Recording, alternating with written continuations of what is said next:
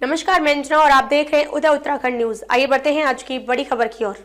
योगी cabinet में हो सकता है फेरबदल, साधे जाएंगे दलित ओबीसी समीकरण, कई मंत्रियों की छीन सकती है कुर्सी।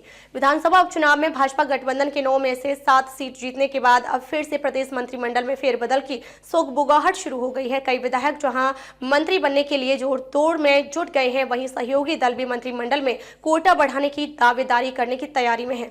हालांकि मंत्रिमंडल में फेरबदल दिल्ली विधानसभा चुनाव के बाद संभव है। सूत्रों की माने तो इस बार मंत्रिमंडल में बड़े पैमाने पर फेरबदल की तैयारी है।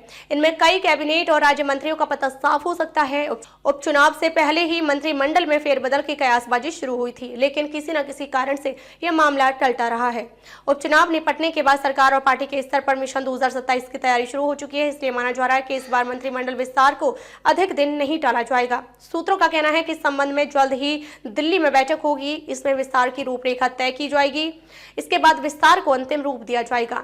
सूत्रों का कहना है कि लोकसभा चुनाव में जिस तरह से ओबीसी और दलित मतदाताओं के बिखराव से भाजपा को भारी नुकसान उठाना पड़ा था, उसकी भरपाई उपचुनाव में करने के लिए सरकार और संगठन ने कड़ी मेहनत की थी। इसका सार्थक परिणाम भी सामने आया है। इसलिए मंत्रिमंडल विस्तार में ओबीसी और दलित समीकरण साधने के लिहाज से चेहरों को भी शामिल किया जा सकता है।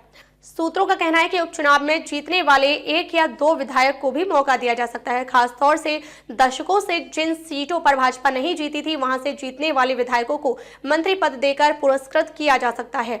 वहीं लंबे समय से मंत्री रहने के बावजूद बेहतर परिणाम न देने वाले कई मंत्रियों को बाहर भी किया जा सकता है।